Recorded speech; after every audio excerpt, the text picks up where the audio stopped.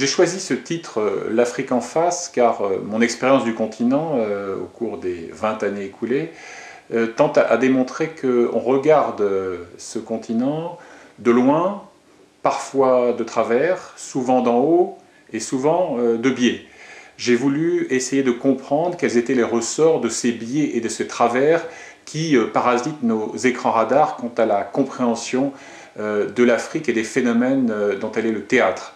Souvent d'ailleurs, ces biais et ces travers sont liés soit à des présupposés idéologiques, soit à un déni historique, soit au contraire à une sorte de culpabilité postcoloniale, et sous ceci brouille notre vision de l'Afrique. Donc ce que j'ai voulu au fond, c'est essayer de fixer les stéréotypes les plus courants et les plus tenaces relatifs à l'Afrique. Et pour ce faire, j'ai choisi en fait, et c'est le sous-titre de l'essai, 10 clichés à l'épreuve des faits. J'ai pris 10 thèmes qui sont générateurs d'ordinaire de préjugés, d'idées reçues, notamment en Occident, et j'ai introduit chacun de ces chapitres, alors le sida, la guerre, la corruption, le panafricanisme, la France-Afrique, j'ai introduit donc chacun de ces thèmes par un dialogue imaginaire entre, je dirais, une Cassandre, qui est un peu l'archétype de l'afro-pessimiste, et puis un Candide, qui serait lui le parangon de l'afro-optimisme, ce qui m'a permis donc de typifier un petit peu tous ces stéréotypes, et ensuite je reprends la main dans chacun de ces chapitres pour essayer de démêler les chevaux du pas tout à fait vrai ou du radicalement faux. Je rappelle dans ce chapitre consacré à ce que j'ai appelé le bois sacré démocratique, je rappelle une formule prêtée non sans raison à Jacques Chirac lorsqu'il avait dit, c'était dans les années 80, que décidément l'Afrique n'est pas mûre pour la démocratie. Alors j'essaye de démontrer qu'il n'y a évidemment aucune fatalité, aucune malédiction. On en a des exemples tout à fait éloquents. L'alternance apaisée du Sénégal en 2000, mais plus près de nous, on pourrait citer également le Ghana, avec un président sortant qui ne cherche pas à bricoler la Constitution pour briguer un troisième mandat, une élection très serrée, avec le vaincu qui reconnaît instantanément sa défaite et souhaite bon vent à son vainqueur. On pourrait aussi citer par exemple le Libéria, voilà un pays qui a été meurtri par des années d'une guerre civile d'une férocité inouïe, et qui aurait prédit, voilà 10 ou 15 ans, que ce Libéria, qui reste fragile, où les équilibres restent précaires, c'est vrai, porterait à sa tête la première femme présidente élue du continent africain. Cela dit, ce qui alimente la thèse de la malédiction, c'est le fait qu'actuellement, il faut en convenir, le continent africain vit une forme de régression démocratique. Il y a une vague de reflux, des putschs à répétition parfois, des assassinats de chefs d'État, des amorces de succession dynastique, des scrutins entachés de fraude grossière, etc., etc. Simplement, ce que j'essaye de montrer à la faveur de ce chapitre, c'est qu'on ne peut pas tirer de ce constat réaliste, donc parfois peu flatteur, des conclusions définitives sur une sorte, encore une fois, de fatalité, de déterminisme historique.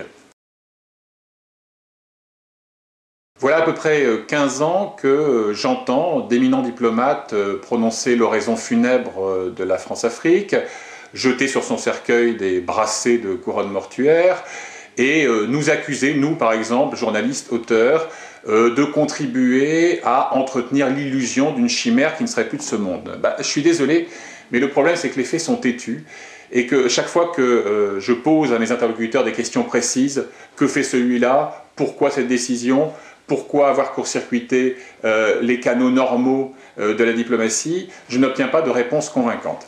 Ce qui me frappe le plus, c'est que Nicolas Sarkozy disposait d'un atout phénoménal au moment de son arrivée au pouvoir en 2007, c'est tout simplement son âge. Il avait à peine 5 ans au moment des indépendances. Il était donc totalement affranchi de ce rapport à la fois charnel, sentimental, personnel qu'un Jacques Chirac pouvait entretenir avec le continent. Et de cet atout, hélas, il n'a quasiment rien fait.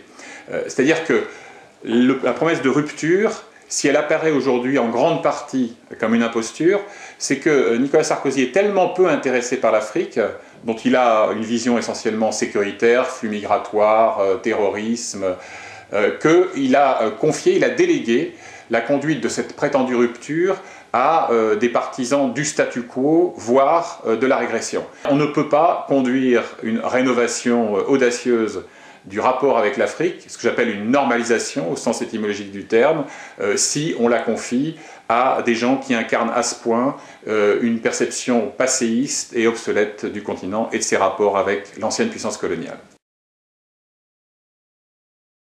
Je crois que le panafricanisme, celui quasiment légendaire d'un Kwame Nkrumah par exemple, est aujourd'hui une forme de chimère. Lorsque l'on a mis fin à l'aventure de l'OUA, l'Organisation de l'Unité africaine, pour lui substituer l'Union africaine, qui était supposée faire preuve de plus de professionnalisme, de plus de pragmatisme. Il y a eu un nouveau vent d'espoir qui a balayé un peu, brièvement, le continent, donc au début des années 2000. Et on s'est aperçu en fait que l'Union africaine, en dépit des efforts méritoires de certains de ses animateurs, ne parvient pas à se sortir de l'ornière dans laquelle était tombée l'OUA elle-même. Qu'il y ait à l'échelon régional des regroupements de pays sur le plan économique, monétaire, sur le plan des affaires, des échanges commerciaux, parfois même sur des initiatives politiques de prévention des conflits, c'est indéniable.